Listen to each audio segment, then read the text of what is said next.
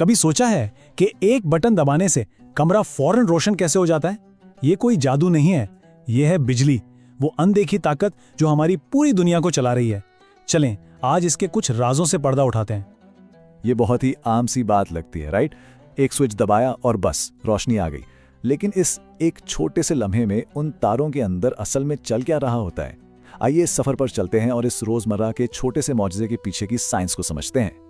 अच्छा, बिजली को समझने का सबसे आसान तरीका पता है क्या है? इसे तवानाई का एक दरिया समझ लें। हमारी दीवारों के अंदर जो तारे हैं वो उस दरिया के किनारे हैं और उनके अंदर जो बिजली बह रही है वो समझे कि पानी है। आज हम इसी मिसाल को इस्तेमाल करेंगे। तो इस दरिया को बहने के लिए 3 बुनियादी चीजों को समझना बहुत जरूरी है: वोल्टेज, करंट और रेजिस्टेंस। चलें एक एक करके इन तीनों को देखते हैं और समझते हैं कि ये मिलकर कैसे काम करते हैं। सबसे पहले बात करते हैं करंट की। अगर हमारी बिजली एक दरिया है तो करंट ये बताता है कि उसमें कितना पानी बह रहा है, यानी ये बहाव की मिकदार है, एक ही वक्त में कितने इलेक्ट्रिक चार्जेस आगे बढ़ रहे हैं। तो वापस अपनी दरिया वाली मिसाल पर आते हैं। अगर करंट कम है तो उसका मतलब है एक छोटी सी आराम से बहती ही नदी, और अगर करंट ज्यादा है तो उसका मतलब है एक बहुत तेज बहता हुआ दरिया जिसमें बहुत सारा पानी है। ये बहाव का हुजूम है। इसके बाद आता है वोल्टेज। ये वो ताकत है जो करंट को आगे धकेलती है। अगर ये ना हो तो इलेक्ट्रिक चार्जेस अपनी जगह से हिलेंगे भी नहीं। ये वो दबाव है जो हमारे दरिया को हरकत देता है। हमारी दरिया वाली मिसाल में वोल्टेज को पानी का प्रेशर समझ लें। जितना ज्यादा प्रेशर होगा पानी उतनी ही ताकत से आगे बढ़ेगा। बिजली के मामले में भी बिल्कुल यही होता है। और ये असल में काम कैसे करता है? बहुत आसान। ज्यादा वोल्टेज का मतलब है ज्यादा ताकत, जिससे बल्ब ज्यादा रोशन होता है, यानी ज्यादा दबाव, ज्यादा बहाव और ज्यादा रोशनी। चलें अब आगे बढ़ते हैं। अब हम तीसरे और शायद सबसे मुश्किल समझे जाने वाले तस्वुर पर बात करेंगे, और वो है रेजिस्टेंस। बहुत ही सादा लफ्जों में रेजिस्टेंस बिजली के बहाव में आने वाली रुकावट है। ये वो चीज है जो हमारे दरिया को सुस्त करने की कोशिश करती है। समझें कि ये बहाव के रास्ते में कोई रोक है। अपनी दरिया वाली मिसाल याद है ना? रेजिस्टेंस बिल्कुल उसी तरह है जैसे दरिया के रास्ते में कोई तंग पथरीला हिस्सा आ जाए जहां से पानी को गुजरने में मुश्किल हो। पत्थर पानी के बहाव को रोकते हैं, बिल्कुल वैसे ही जैसे रेजिस्टेंस बिजली के बहाव को रोकती है। यहाँ हम रेजिस्टेंस को अमली तौर पर देख सकते हैं। एक लंबी तार ज्यादा रेजिस्टेंस पैदा करती है, मतलब करंट को ज्यादा रुकावट का सामना करना पड़ता है, और नतीजा बल्ब की रोशनी मध्यम हो जाती है क्योंकि उस तक कम बिजली पहुंच पाती है।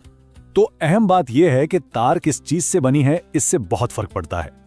तांबा यानी कॉपर एक खुले हमवार दरिया की तरह है जो बिजली को आसानी से गुजरने देता है, जबकि निक्रोम एक तंग पथरीले रास्ते की तरह है जो बहाव को बहुत रोकता है।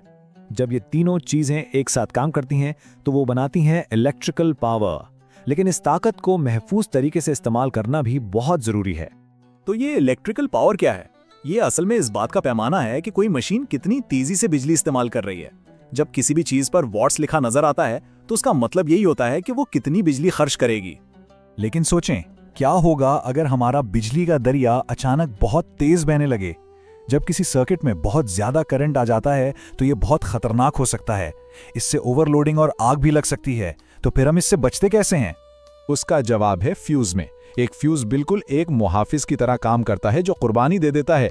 जब करंट खतरनाक हद तक बढ़ जाता है तो फ्यूज के अंदर की पतली सी तार गर्म होकर पिघल जाती है, सर्किट टूट जाता है और बिजली का बहाव फौरन रुक जाता है। ये हमारी कीमती चीजों को बचाने के लिए खुद को कुर्बान कर देता है। ये छोटे छोटे आलात हमारे घरों को आग और बिजली से होने वाले बड़े नुकसान से बचाने में बहुत अहम किरदार अदा करते हैं। अच्छा, तो अब जब हम बहाव, दबाव और रुकावट को समझ चुके हैं तो चलें इस कहानी के आखिरी और सबसे दिलचस्प हिस्से की तरफ बढ़ते हैं, यानी बिजली और मैग्नेटिज्म के दरमियान जो हैरत अंगेज ताल्लुक है। ये एक ऐसा बुनियादी उसूल है जिस पर हमारी आज की दुनिया खड़ी है। जब भी बिजली किसी तार से गुजरती है वो अपने इर्द गिर्द एक अनदेखा मकनातीसी मैदान बना लेती है। इसी को इलेक्ट्रोमैग्नेटिज्म कहते हैं, और यही वो राज है जो स्पीकर से लेकर बड़ी बड़ी क्रेनों तक हर चीज के पीछे है। यहां देखें, एक ही उसूल यानी इलेक्ट्रोमैग्नेटिज्म दो बिल्कुल मुख्तलिफ काम कर रहा है। घर की घंटी में ये एक हथौड़े को हरकत देकर आवाज पैदा करता है और स्पीकर में ये एक पर्दे को हिलाकर म्यूजिक बनाता है। ये सब एक ही बुनियादी उसूल की वजह से मुमकिन है। तो ठीक है, इस सारी मालूमात का हमारी रोजमर्रा की जिंदगी में क्या फायदा है? चलें 3 सबसे अहम बातें देखते हैं जो इस पूरी गुफ्तगू से याद रखने वाली हैं। ये 3 बातें बहुत अहम हैं। पहली, अब बिजली के हिफाजती निजाम जैसे फ्यूज की समझ आ गई है। दूसरी, अब कोई भी चीज खरीदते वक्त उसके वॉट्स देखकर तवानाई के इस्तेमाल का बेहतर अंदाजा लगाया जा सकता है। और तीसरी, अब ये मालूम है कि हमारे आसपास की बहुत सी चीजें बिजली और मैग्नेट के मिलाप से ही चलती हैं। तो अगली बार जब कोई स्विच ऑन करे तो एक लम्हे के लिए उस ताकतवर दरिया के बारे में जरूर सोचिएगा जो हमारी दीवारों के अंदर बह रहा है। हमने इस अनदेखी ताकत को अपनी दुनिया चलाने के लिए इस्तेमाल कर लिया है। सवाल यह है कि मुस्तकबिल में हम इससे और क्या कुछ करने को कहेंगे। ये एक ऐसा सवाल है जो हमें नई ईजादात की तरफ ले जाता है।